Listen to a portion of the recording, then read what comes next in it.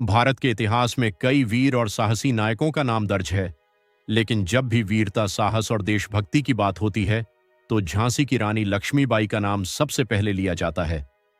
उनका जीवन केवल एक रानी का नहीं, बल्कि एक ऐसी योद्धा का था जिसने अंग्रेजों के खिलाफ डटकर मुकाबला किया और अपने प्राणों की आहुति देकर भी हार नहीं मानी। रानी लक्ष्मीबाई का जन्म 19 नवंबर 1828 को वाराणसी में हुआ था। उनका बचपन का नाम मणिकर्णिका था, लेकिन प्यार से उन्हें मनु कहा जाता था। उनके पिता मोरोपंत तांबे एक मराठी ब्राह्मण थे और पेशवा बाजीराव द्वितीय के दरबार में काम करते थे। उनकी माता भागीरथी बाई एक धार्मिक और संस्कारी महिला थीं। जब मनु बहुत छोटी थीं, तभी उनकी माता का निधन हो गया, जिससे उनके जीवन में कठिनाइयों की शुरुआत हो गई। मनु का पालन पोषण उनके पिता ने किया। वे बचपन से ही बहुत तेज, साहसी और जिज्ञासु थीं। उन्होंने पारंपरिक लड़कियों की तरह सिर्फ घर के काम नहीं सीखे, बल्कि घुड़सवारी, तलवारबाजी और युद्ध कौशल में भी निपुणता हासिल की। वे अपने मित्रों के साथ खेलते समय भी युद्ध जैसी गतिविधियों में हिस्सा लेती थीं। उनके पसंदीदा घोड़े का नाम बादल था और वे उस पर सवार होकर तेजी से दौड़ लगाती थीं। समय बीतता गया और जब मनु बड़ी हुईं तो उनका विवाह झांसी के राजा गंगाधर राव से कर दिया गया। विवाह के बाद उनका नाम लक्ष्मीबाई रखा गया और वे झांसी की रानी बन गईं। रानी बनने के बाद भी उन्होंने अपने साहसी स्वभाव को नहीं छोड़ा और राज्य के प्रशासन में सक्रिय रूप से भाग लेने लगीं। कुछ समय बाद उन्हें एक पुत्र हुआ, लेकिन दुर्भाग्यवश वह कुछ ही महीनों में चल बसा। इससे रानी और राजा दोनों को बहुत दुख हुआ। इसके बाद उन्होंने एक बच्चे को गोद लिया, जिसका नाम दामोदर राव रखा गया, लेकिन अंग्रेजों ने इस गोद लेने को मान्यता नहीं दी। इसी समय भारत में अंग्रेजों का शासन तेजी से फैल रहा था।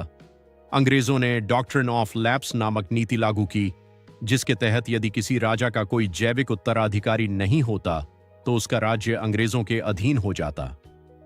झांसी भी इस नीति का शिकार बना। जब राजा गंगाधर राव का निधन हुआ तो अंग्रेजों ने झांसी को अपने कब्जे में लेने का प्रयास किया, लेकिन रानी लक्ष्मीबाई ने इसका कड़ा विरोध किया। उन्होंने साफ शब्दों में कहा, मैं अपनी झांसी नहीं दूंगी। रानी ने अंग्रेजों के खिलाफ युद्ध की तैयारी शुरू कर दी। उन्होंने अपने सैनिकों को प्रशिक्षित किया और महिलाओं को भी युद्ध के लिए तैयार किया।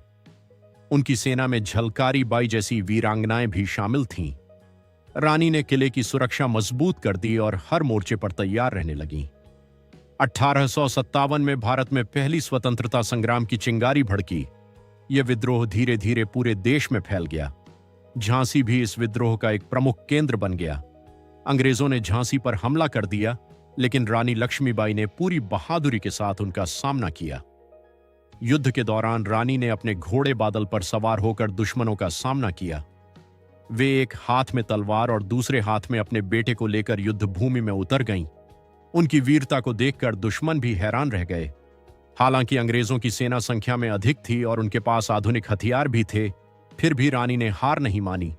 उन्होंने ग्वालियर की ओर रुख किया और वहां के किले पर कब्जा कर लिया, लेकिन अंग्रेजों ने वहां भी हमला कर दिया। 18 जून 1858 को ग्वालियर के पास कोटा की सराय में रानी लक्ष्मीबाई और अंग्रेजों के बीच भयंकर युद्ध हुआ। इस युद्ध में रानी ने अद्भुत साहस दिखाया, लेकिन अंततः वे घायल हो गईं। गंभीर रूप से घायल होने के बावजूद उन्होंने हार नहीं मानी और आखिरी सांस तक लड़ती रहीं। कहा जाता है कि रानी ने अपने शरीर को अंग्रेजों के हाथों में पड़ने से बचाने के लिए अपने साथियों से उसे जला देने को कहा। इस तरह एक महान वीरांगना ने अपने प्राणों की आहुति देकर देश के लिए बलिदान दे दिया। रानी लक्ष्मीबाई का जीवन हमें सिखाता है कि साहस, आत्मविश्वास और देशभक्ति के बल पर किसी भी कठिनाई का सामना किया जा सकता है। उन्होंने न केवल अंग्रेजों के खिलाफ लड़ाई लड़ी, बल्कि महिलाओं को भी यह दिखाया कि वे किसी भी क्षेत्र में पुरुषों से कम नहीं हैं। आज भी जब हम स्वतंत्रता संग्राम की बात करते हैं तो रानी लक्ष्मीबाई का नाम गर्व और सम्मान के साथ लिया जाता है। उनकी वीरता और बलिदान की गाथा हर भारतीय के दिल में बसती है।